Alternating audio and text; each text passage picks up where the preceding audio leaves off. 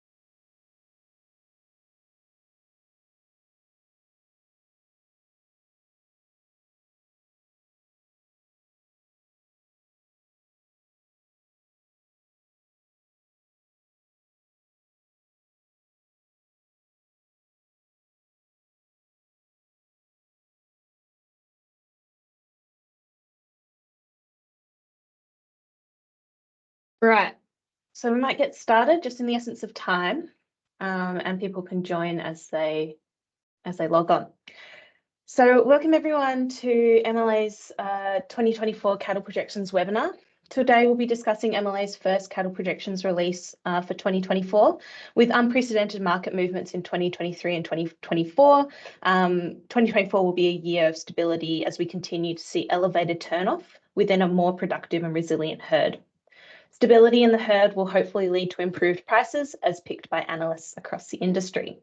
So thanks for taking the time, everyone, to attend this webinar. My name's Jenny Lim. I'm Project Manager for the Environmental Markets team, but I started in as an analyst at MLA in our Market Information team, and I'll be your moderator today. So the team presenting to you will take you through the February release of the cattle projections. This will be Steve Bignell, the Market Information Manager, Erin Lukey, MLA's Senior Market Information Analyst, Emily Tan, who's a Market Information Analyst, and Tim Jackson, the team's Global Supply Analyst. So I might pass over to Steve to give a brief introduction as more people join the webinar. Thanks, Jen. So I'm Steve Bignell. I'm the Market Information and NLRS Manager at MLA, and my team look after all the supply, production and pricing insights up until the processor. With my NLRS hat, we obviously look after voluntary slaughter, OTH reporting, market reports and indicator. And a bit about me personally is I'm originally from a sheep and cropping farm in southern WA. Hi all, my name is Erin Lukey. I'm the Senior Market Information Analyst in Steve's team, looking at that domestic supply and price side of things. Bit of background, I started off down in Canberra working with the NFF in Rural Affairs Policy for a couple of years, and then more recently I did a season up in the Gulf on a Georgina property. Good now, I've been with MLA for around 6 months. So yeah, I'm Emily. I'm the Market Information Analyst. I mainly work on the supply side of the domestic market with Steve and Erin, and I also joined around the same time as Erin. And I previously worked at Woolworths in the category development team, looking after the category development schedule and pretty much anything supermarket related. Hi, my name's Tim Jackson. I'm the Global Supply Analyst in the Market Info team, and I generally look at what's happening overseas in terms of overseas production or herd dynamics or weather or commodity prices and macro things, and try to get a sense for what that's going to mean for overseas beef supply and what that's then going to mean for Australian demand in the global market. Hey, thanks everyone. So the team's contact details will be made available to you if you have any supply, price or production related inquiries, please just reach out to the team and I'm sure they'll be happy to assist.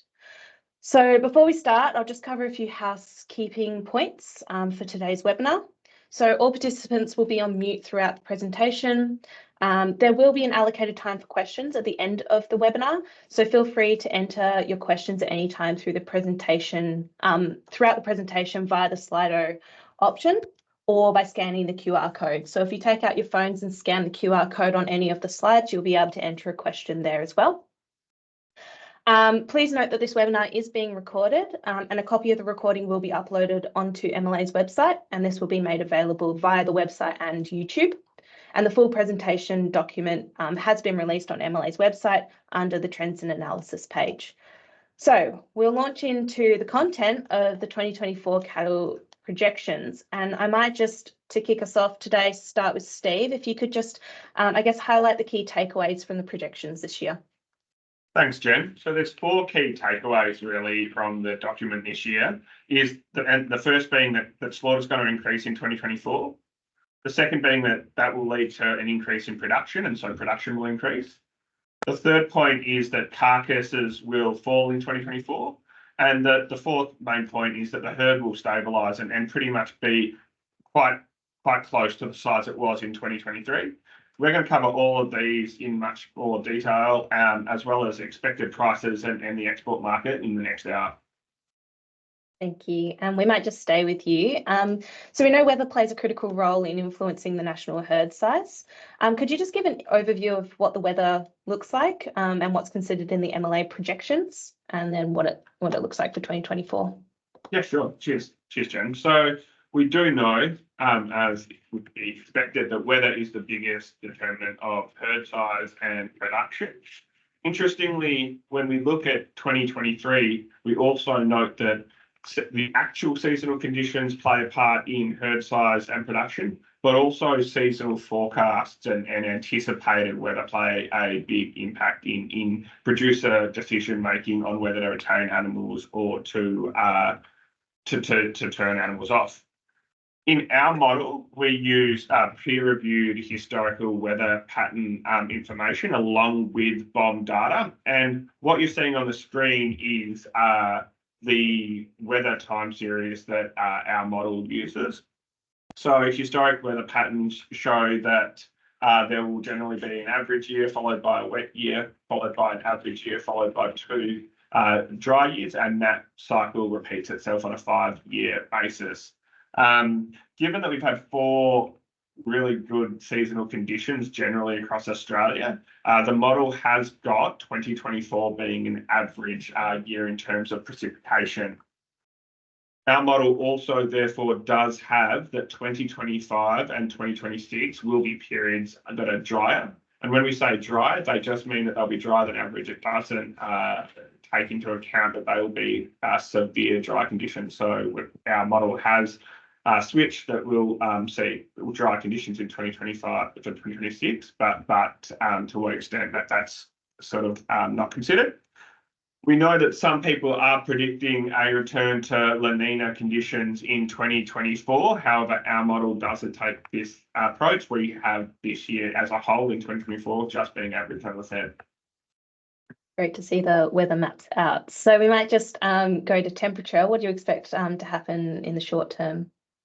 So from a temperature perspective, we know that in the short term there from March to May, going forward in the next 3 months, that BOM have predicted that Australia all over generally will be drier. Won't be dry, will be hotter. And we know that hot conditions can be really conducive to pasture growth if they are come alongside rain. But if they're not supported by rainfall, we obviously know that hotter conditions, can lead to reduced groundwater and a reduction in soil moisture. So that is something that we will monitor through 2024. Great, it's good to see the weather. So as another key macro issue that I'm sure impacts your forecasts, what are your financial assumptions for the forecast period?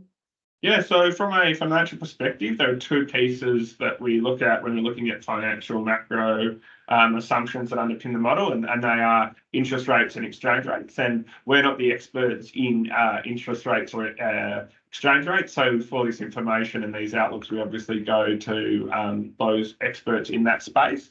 From an interest rates perspective, we know that the interest rate is sitting at 4.35%. And it's the highest it's been since 2011. We know that this is going to put some operating pressure on those parts of the supply chain that are heavily leveraged, that also rely heavily on overdrafts, or also those parts of the supply chain that may have expanded recently and have a bit of a reliance on debt financing. The big 4 banks don't have any further rate rises predicted for 2024, and actually an easing of interest rates as we go through the year towards the back half of the year. When we looked at ABARES farm performance data, which looks at the profitability and performance of Australian livestock farms.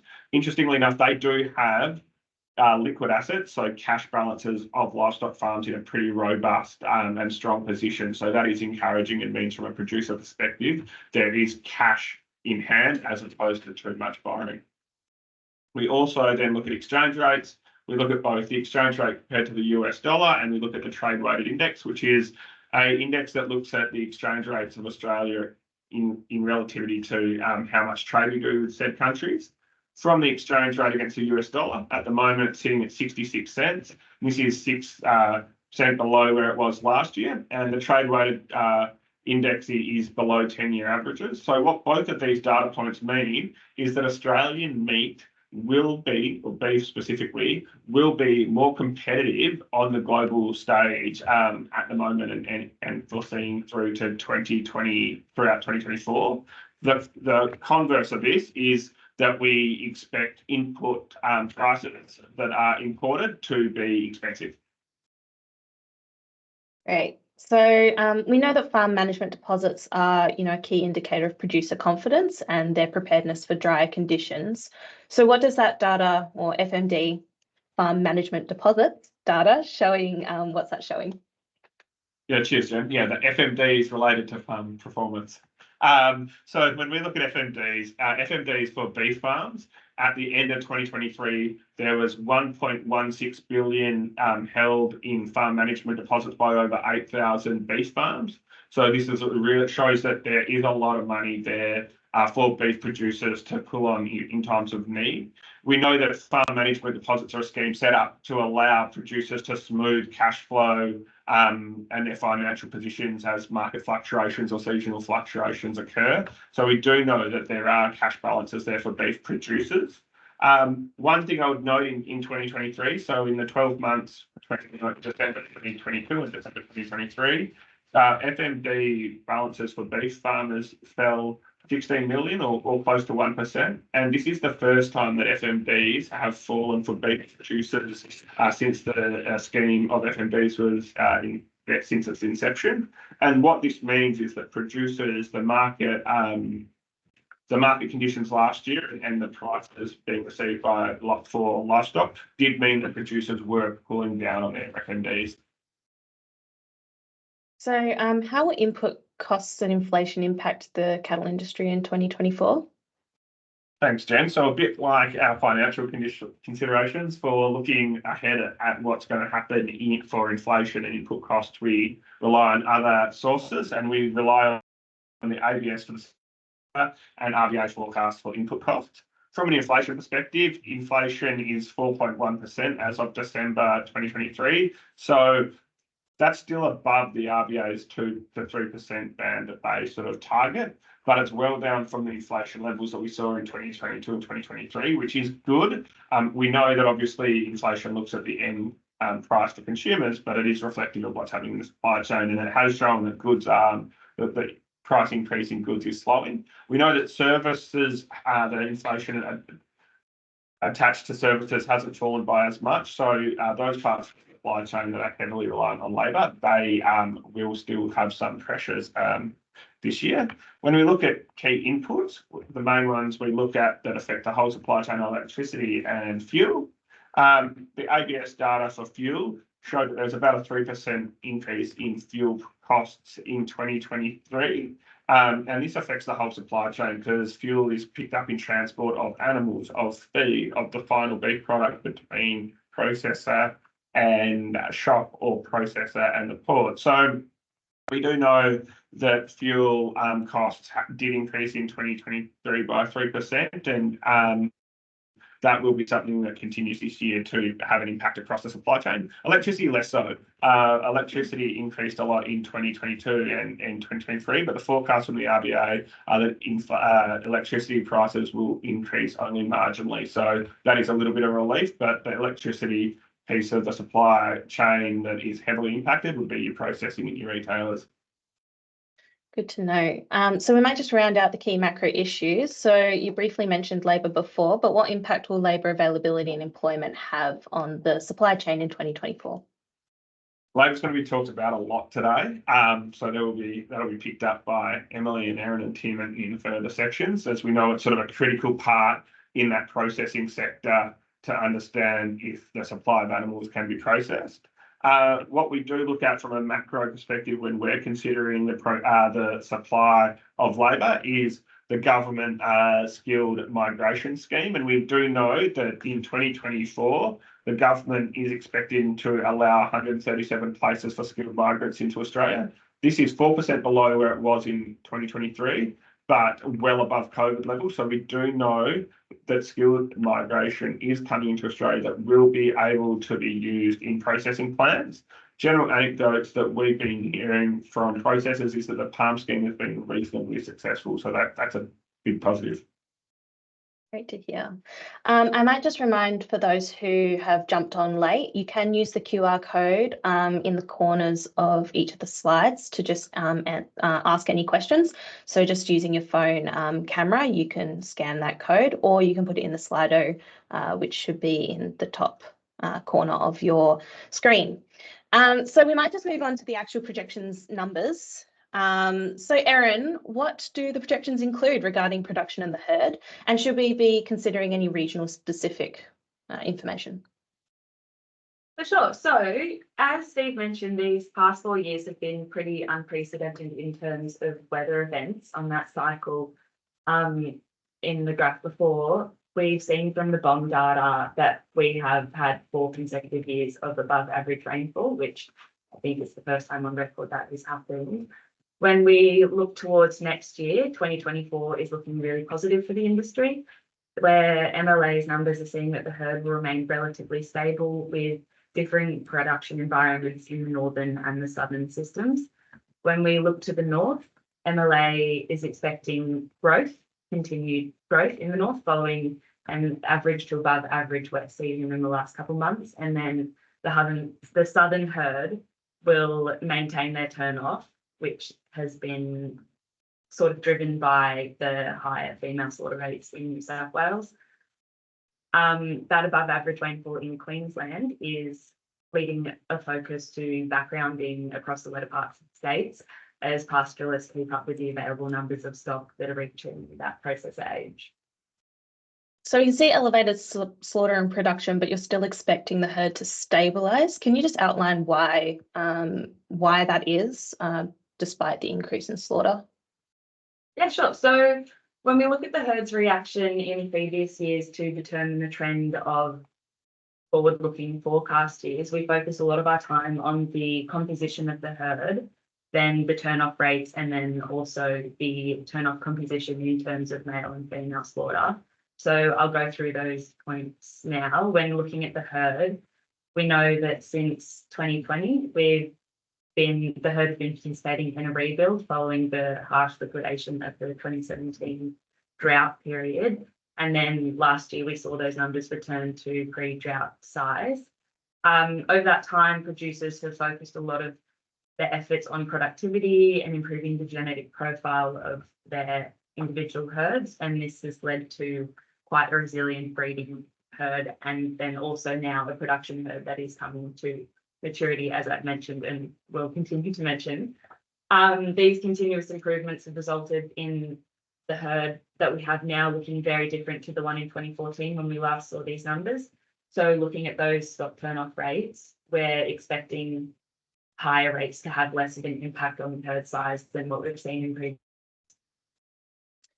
Nice. So a key indicator that we watch is the female slaughter rate, or the FSR. We know that in 2023 that dipped below that 47% mark. Can you just go into what MLA's take on that is?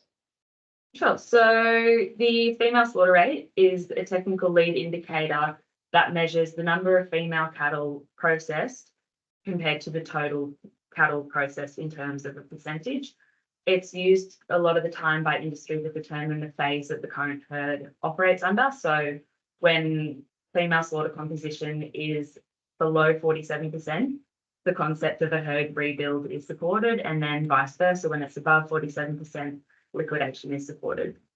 So as you mentioned, FSR fell below that 47% average in 2023, but also it was above the average as well. It was quite volatile over the year.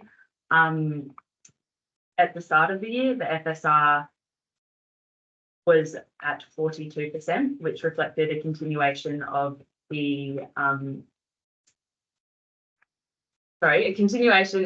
herd rebuild from 2022. However, in the middle of the year, low rainfall or poor seasonal outlooks influenced high turnoff of unproductive and breeding stock. This resulted in a jump to FSR to 48 and 49% in those middle quarters. So when MLA saw this, we were expecting maintained breeder turnoff at that time, which suggested the herd was entering a destock.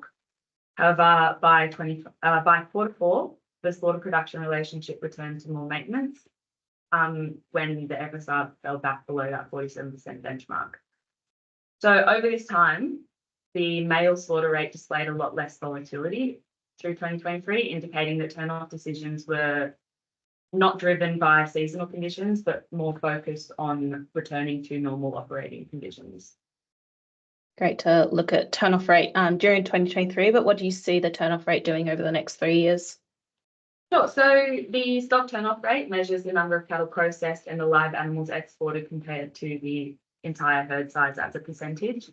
The 2020 rebuild resulted in a younger herd, which again has now reached to that maturity, as turn-off has had to rise to available supply lists.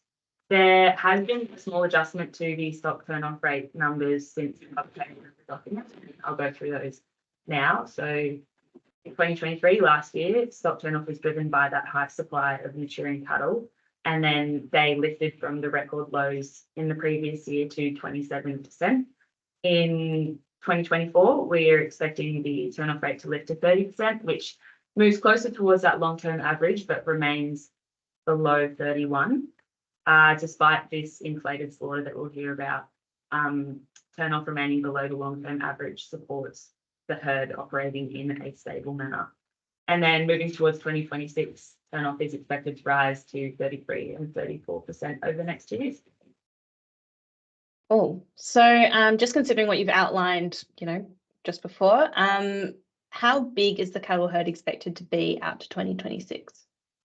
So as we saw in that summary slide that I put up before, in 2024, the national herd will stabilise. It's expected to shrink only by 0.4%, which is just over 100,000 head, making it a 28.6 million head herd.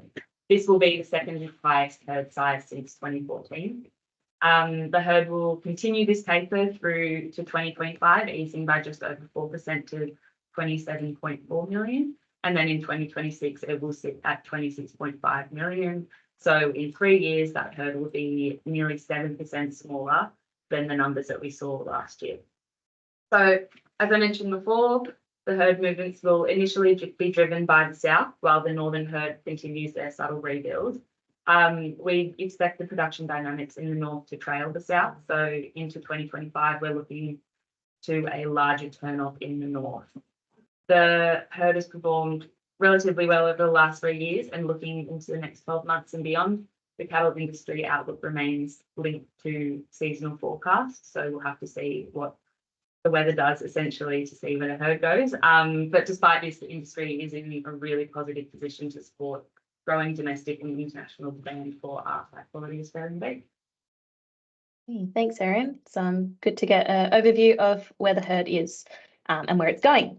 So we might just throw to Emily now. Could you just give us an understanding on what we can expect regarding the slaughter over the forecast period? And will labour still remain a key issue with supply expected to increase? So thanks, Jen. Labour will continue being a key determining factor for 2024 cattle slaughter. The supply of processor-ready cattle is expected to increase throughout 2024 as the herd reaches maturity. And so in 2023, we saw cattle slaughter rise by about 20% to just over 7 million head, following the lowest slaughter in 37 and 38 years respectively.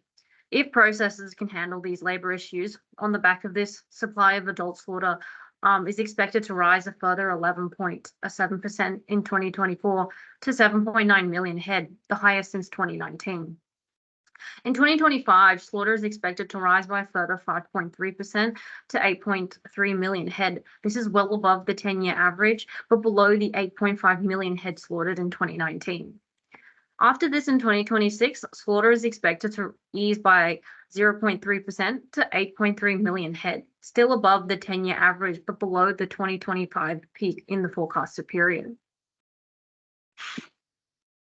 So we know obviously slaughter is a key driver of production, but so is carcass weight. So will increased slaughter impact carcass weight forecasts over the next 3 years? Yeah, so increased slaughter will certainly impact carcass weights. Carcass weights are forecasted to have eased over the last year and expected to continue to fall in the next 2 years. Several reasons for this is slaughter is forecast to almost increase by about 1 million head from 2023 to 2024, driven by higher grass-fed turnoff combined with normalizing seasonal condition and prices. Secondly, we'll see a slight uptick in the female slaughter rate, which will impact movements in carcass weights year on year. So the carcass weights this year are expected to be 312 kilos per head before hitting 309 in 2025 and rising slightly to 310 in 2026. So despite this, the general trend of increasing carcass weights and the genetic profile of the herd has improved, and as well as the lot feeding sector has grown, which we can see an increase in carcass weights. So in the long term, carcass weights will continue above the 10-year average and likely to continue to rise in future periods. Good to see we have good genetics in Australia. So covering off slaughter and carcass weights, we'll then move on to production. So what does a decline in carcass weight mean for production, and will the increase in slaughter offset these falling carcass weights? Yeah, so as we enter 2024, high slaughter figures will offset those lower carcass weights, resulting in the third highest production volume on record in 2024. So it's expected that beef production will rise by 2.5 million tonnes in 2024, which is 10.8% higher than 2023. In 2025, production is expected to rise a further 4.3% to 2.6 million tonnes. This will be the second highest production volume on record and remain flat in 2026. So despite slaughter remaining below the previous peaks of 2014, 15 and 19, overall production is expected to match or exceed those previous peaks of carcass weights and rise steadily and are now consistently higher than a decade prior. So this increase in production will flow onto higher export volumes over the coming years, improving Australia's position in the global markets. Great. So Emily briefly mentioned feedlots. I might throw back to you, Erin. So what is MLA seeing in the grain-fed sector in 2024 and beyond? So the grain-fed industry has, as we know, been experiencing long-term growth over the last decades, and 2023 did not slow it down. Feedlot capacity and numbers on feed once again reached record levels, with 4 showing 1.3 million head on feed and a fifth consecutive rise to capacity to a record 1.6 million head. The growth in capacity, and in many cases, this growth was from the small lot feeders re-entering the sector, just reflects the positive movement within the sector and the confidence people have in that area. An interesting insight I do want to touch on is you can see on the chart on the left, the consistent quarter-on-quarter growth within numbers on feed has not been mirrored in turn-off figures. This indicates that we're seeing a structural shift in the sector towards longer fed programs. Going into some of the key reasons for this, there is a growing population of breeds that require more time on grain to reach their market specifications, and this covers those breeds such as Wagyu and other marbling breeds. Also, continued growth in demand from our high-value grain-fed export markets such as Korea will always encourage a domestic shift in grain-fed products. We saw in 2023, despite the turn-off reduction per head, we had record levels in grain-fed exports, with Australia exporting over 300,000 tonnes of grain-fed beef. Okay, so the projections are forecasting high supply. Will the lot feeding sector also experience this high turnoff? So, as I said, lot feeding sector is really strong and resilient. On the chart on the right, you can see, despite massive lifts in that grass-fed turnoff, which is the green on the top, grain-fed production still grew in 2023. So moving through to 2026, and mentioned we're going to be seeing big numbers processed, which means a lot of those big numbers will be through that grain-fed sort of section. So the grass-fed section. So the grain-fed production as a percentage will decrease, but it'll have little impact of the numbers of grain-fed animals processed. We'll see the industry continue to grow and pastoralists continue to invest within the sector as long as there is that demand for the high-value product. Great, thanks for those insights. I might just throw to Tim now as we move to, I guess, live export. So live export volumes rebounded from 10-year lows in 2023, with a number of factors, both domestic and international, affecting those numbers. What are the forecasts for 2024 live export numbers? So in 2023, live export numbers lifted 12% from 22 to reach about 675,000 head. An increase in supply across the north, easing cattle prices, and solid economic activity in our key markets in Southeast Asia saw live cattle exports lift, and sentiment among importers is looking strong for the current year. In 2024, we expect live export volumes to lift a further 7% to 723,000 head, and to continue lifting in 25 and 26. The basic dynamic of the herd rebuild means that there are now considerably more sale-ready cattle in the north than there were in 2022 or 23, and we expect that this will push up cattle exports, even as the herd remains relatively stable. Demand is looking solid in our key markets. We have the supply available to meet that demand, so we would expect that live export volumes continue to rise over the coming months and years. Great, positive outlook for the live export industry. So I might just throw to Steve around our prices. It has been brought up before, but livestock prices were extremely volatile in 2023, with prices significantly falling throughout the year before rebounding to where they are today. So the predictions provide an excellent opportunity for MLA to present what top industry analysts are forecasting. We do go out to those key analysts in industry for the next 6 months. And so, Steve, can you just elaborate on where the industry analysts see the feeder steer and heavy steer prices moving to mid-year? Yeah, thanks, Jen. So as stressed, MLA doesn't do price forecasts itself. What we do, as you said, is we go out to top industry analysts. As you can see there, Rabo, ABARES, Episode 3, Mercado, and Rural Bank, and we get their price forecast. We get an upper limit, a lower limit, and a mid limit to a 90% confidence interval. And with that, we aggregate them and obviously plot where they expect the market to be going. So first, looking at the feeder steer out to 30 June. So these dates that the analyst gave us is half year, where they see the pricing in 30 June halfway through the year.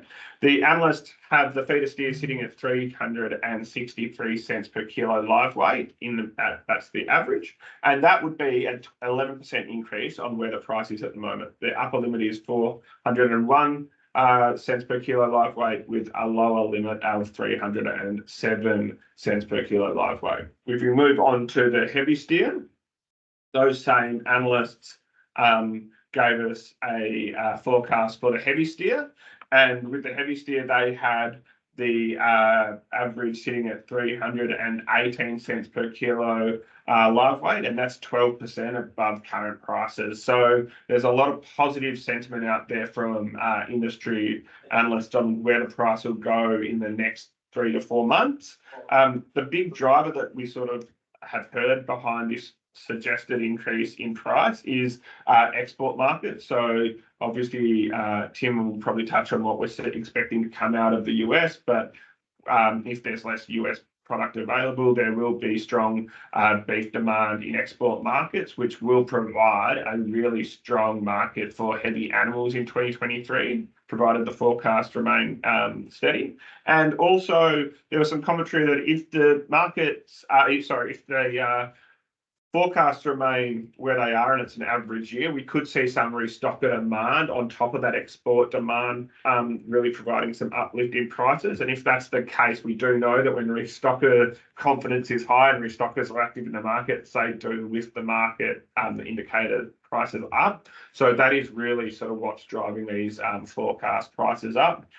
Just here as well, I will just say the upper limit that the analysts see the heavy steer getting to is 352 cents per kilo live weight, and the lower they see it is 369 cents per kilo live weight.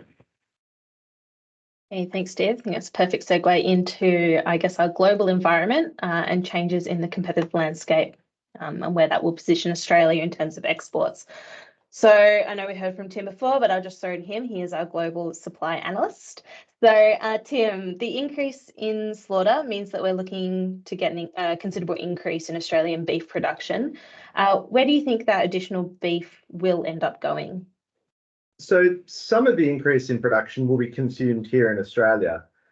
Domestic consumption in 2024 is forecast at 639,000 tonnes, which is about 2% more than last year and the most since 2018. In 2025 and 26, we're expecting domestic consumption to lift again to 650,000 tonnes, which will be the most beef in the domestic market since 2014. Australians remain among the most enthusiastic beef eaters in the world, and with a growing population, we would expect that beef consumption in Australia remains high. With that said, most of the beef Australia produces is exported, and we expect that most of the additional production will end up in the global market. Already this year, we've seen large increases in exports to all our largest markets, and as American beef production continues to decline, we expect demand for Australian red meat to grow. Well, so the United States has been mentioned a couple of times throughout this webinar, and we know that they're a key competitor for Australian beef in the global market. Over the past few years, we have seen substantial herd liquidation in the US, which we've been watching quite closely. So what does that mean for Australian prospects in the global market moving forward? So according to the USDA, or the US Department of Agriculture, in January, the American cattle herd was 87.2 million head, which is the smallest American herd in 72 years. The US has been destocking for about 5 years now, since 2019, which has lifted slaughter and consequently led to US beef exports reaching all-time highs in 2022. In 23, despite remaining in a destock, slaughter fell by 4%, which caused a 16% decline in export volumes and a 10% lift in imports.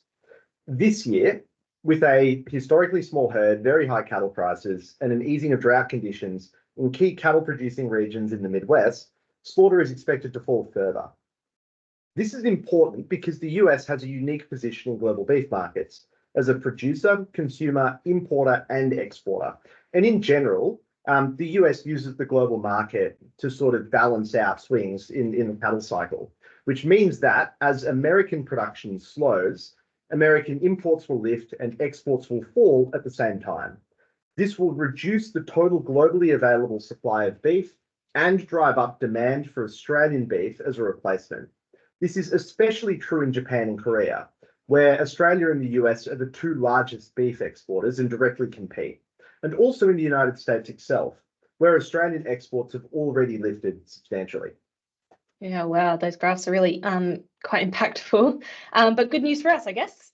So looking at the other beef exporters, what does the global supply picture look like, and what does that mean for Australian exports?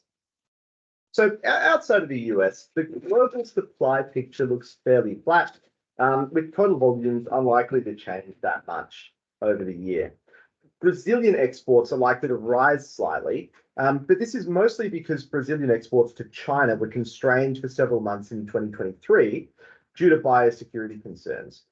Once we account for that, the underlying trend would be for Brazilian production to decline slightly as the herd enters a rebuilding phase and slaughter is expected to decline steadily over the year. The picture is sort of similar in Argentina. Exports are likely to rise somewhat, even though slaughter is expected to go down. In Argentina's case, the rise in exports is mostly driven by weak consumer spending power and the removal of export restrictions after a change of government that'll make it easier for exports to occur. Production in New Zealand is likely to fall slightly as a relatively positive outlook for farm gate milk prices will probably incentivize producers to retain cows and heifers for dairying instead of turning them off.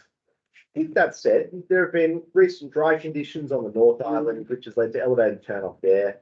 And if conditions kind of continue to deteriorate and become more widespread, we're likely to see stable or slightly increased production and exports out of New Zealand. And finally, Indian exports of buffalo meat are forecast to rise slightly over 2024. This is largely due to rising demand for cheap protein in developing markets, but the continued presence of lumpy skin disease and foot and mouth disease in the herd limits market access for Indian buffalo meat. So given all of that, the picture looks relatively positive for Australian beef in international markets, and demand is likely to be pretty robust. Great. So that kind of brings us to the end of the content covered off in the projections document. Thanks, Steve, Erin, Emily, and Tim for all those insights and your responses to those questions. They've shed a lot of light on how 2024 and beyond looks like for the cattle industry. So we don't seem to have any questions, which maybe means that you guys did a really good job. But if anyone does have questions, please do scan this QR code. You can use your phone camera and answer any questions. We might just hold for a couple of minutes to see if any come through. But if you do We have two come through, Jen. So apologies, I can't see them. We will. And yeah, scan this QR code and we will answer them. But one is around our beef producer intention survey. I think Em will cover that later. But our beef producer intention survey is a survey. The question was, are we releasing it? So yes, later in March we will release our beef producer intention survey.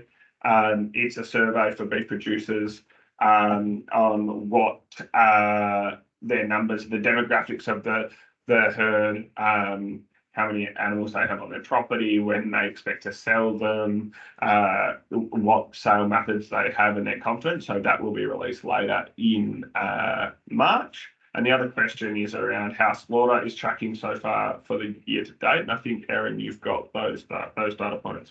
So looking at our NLRS slaughter report, which is it's not the ABS figures, it's our voluntary processor slaughter report where we get weekly figures from processors. Slaughter to date is just under 1 million head at 960,282.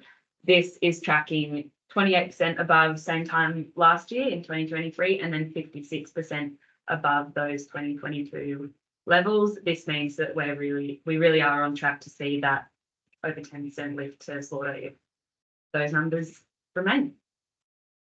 Okay, great. I'm glad you guys could see the question because obviously I'm having some technical difficulties on my side, but that is okay. So I'm assuming there are no other questions. And so for yeah. So if anyone does have questions, after this webinar, you don't want to ask it in this, public forum or it comes to you later, please do just reach out to the team. They'll be able to help you out with any of your supply production, queries. Their contact details are there. Thank you, Erin. We are getting a lot of questions coming, Jen, actually. Oh, okay. Well, I just can't see them. So I might hand over to the team to field them because I can't see them.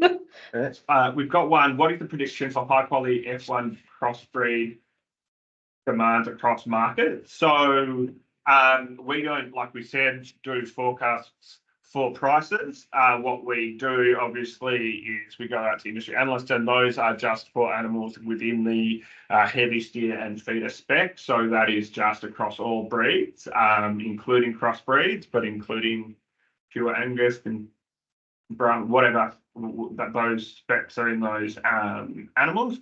So we don't do a specific breed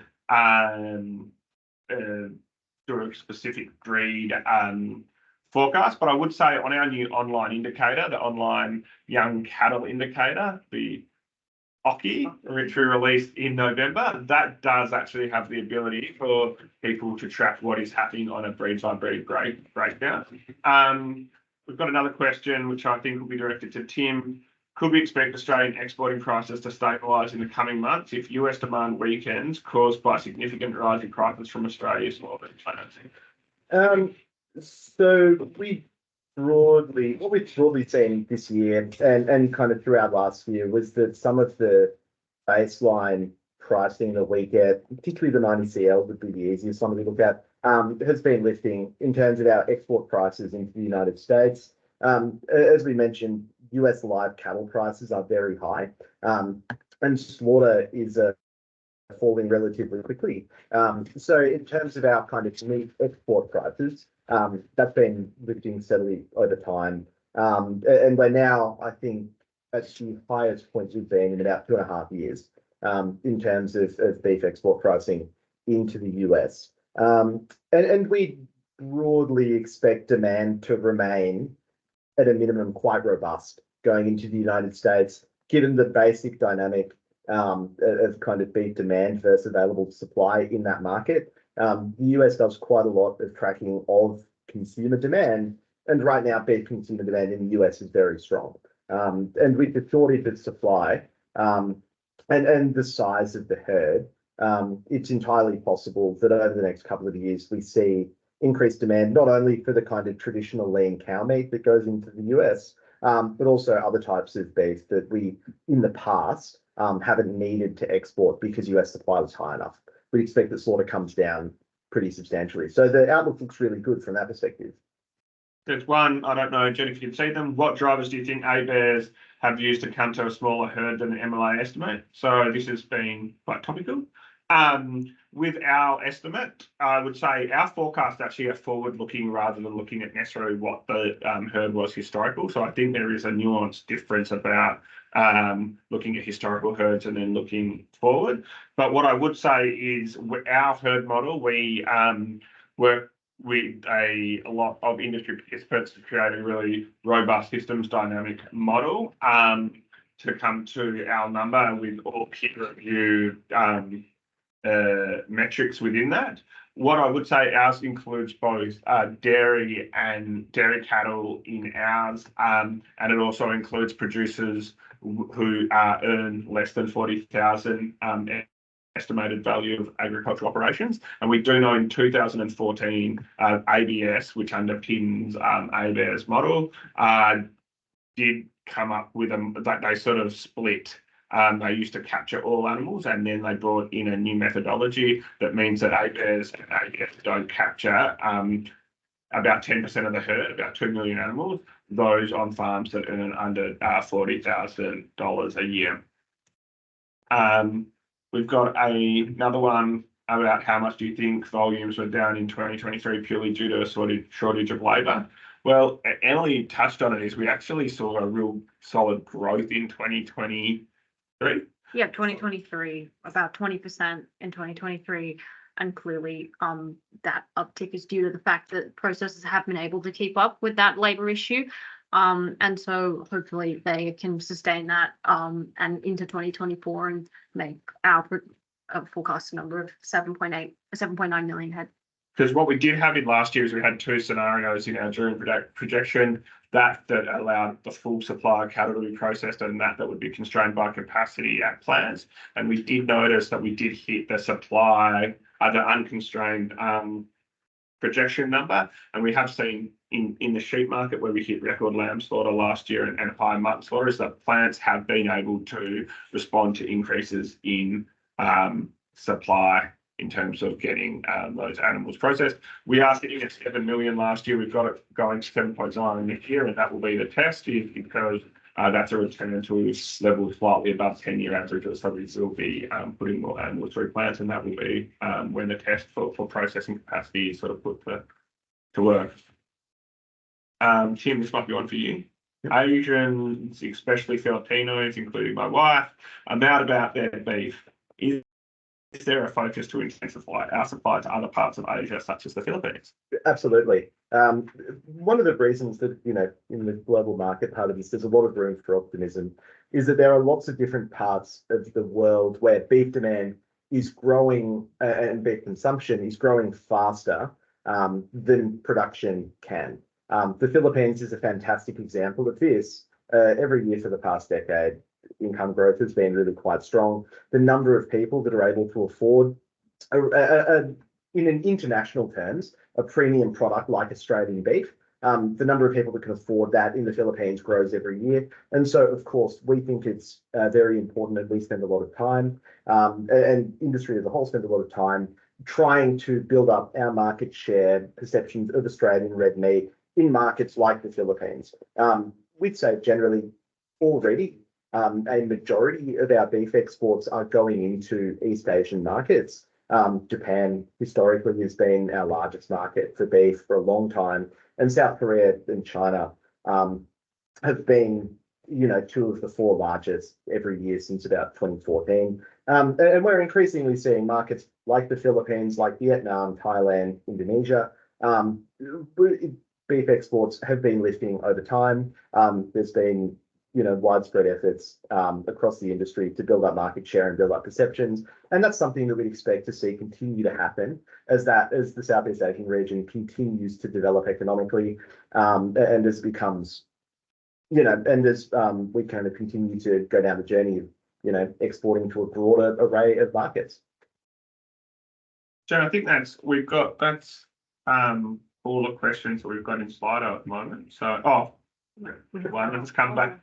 High Australian slaughter, stable Australian demand, lack of labour, lower demand from Asia. Can Australia be limited to exporting our high supply to just one major importer, the US, as these rising exporting prices? I'll probably take two. Yeah. I think one of the good things is that Australia has quite a diverse market. The beef out of Argentina is highly focused on China. Over 70% is going to China. Australia does have a really diverse market penetration in different markets. And what I would also say is Australia does play in key markets that the US does in, like we said, Japan and Korea. So as US exports fall, there will also be a chance for Australia to play in those markets as well as the US. I don't know, Tim, if there's anything. So I suppose just to kind of clarify here, when we're talking about the US, we talk about the US all the time when we're talking about international markets. And this isn't just because the US is an important export market, but also because we compete with them directly, right? So US production falling means that their exports to Japan and Korea in particular fall as well. And because their domestic consumption is so high, because they use the global market to balance out the cattle cycle, when production falls, exports fall by more, right? So what we'd actually expect to see, and what happened last year with American beef production declines, is that our exports to the United States go up, which they did by about 70% last year. But also our market share into Japan and South Korea in particular grow, and our market share of sort of premium, particularly chilled product, rises substantially in a whole host of markets that might not necessarily be massive volume markets, but are often high value markets in like a dollars per kilogram sense. So, markets like Vietnam, Thailand, markets in the Middle East and North Africa region, we saw that happen quite a bit last year, where in some cases kind of USDA choice or prime grade beef makes up a chunk of the food service channel. Australia's able to fill that better than pretty much anyone else. So because the US is a big producer and importer and consumer and exporter, their movements actually affect almost all of the markets that we play in. So demand's actually going to look relatively robust from that perspective because of the pullback of American supply. That impacts all of our markets, not just the US. I think that's a wrap from a question perspective, Jen. Okay, great. Thanks, Steve, for taking care of that. So if anyone does have any questions post this webinar, please do reach out to the team. I'm sure they'll be happy to answer them offline. So their contact details are there. Feel free to get in touch with any of them if you have specific questions. So I might just throw to Emily for a few quick updates in terms of what the team has going on. And as mentioned before, the BPIS survey as well. So Emily, just give that quick update. Yeah, sure. So this is just before we close, just drawing your attention to the Beef Producers Intention Survey. That will be released on the 25th of March. So I just want to thank everyone that's participated, and the next round of surveys is coming out in April. And then also we've got the sheep's webinar next Tuesday. So feel free to join us there, and hope to see you there. Great. So that does bring us to the end of the MLA Cattle Projections webinar presented by the Market Information team. Thank you so much for your time today, and thanks to Steve, Erin, Em and Tim for their insights and contributions. Please do provide your feedback as you leave. We want to continue to use these webinars to share our insights. They've come a long way in the last couple of years that we've been delivering them due to those insights. So we want to help make sure that we're, shaping the webinar and the future of these events to be, fit for purpose. So as outlined at the start, a recording will be made shortly. A PDF version of the slide deck will be made available upon request. And if you have any questions that weren't answered today, or you want to reach out at any time, please do touch base with the team offline. And don't hesitate to contact them at any time, even not related to this specific projections, but any slaughter and production and export data, please do reach out to the team. So we're finishing a little bit early, give you 4 minutes of your time back, but thank you so much for coming. Have a great day and a great week, and we'll see you next time. Thank you. Thank you. Thank you. Yes, good. Bye.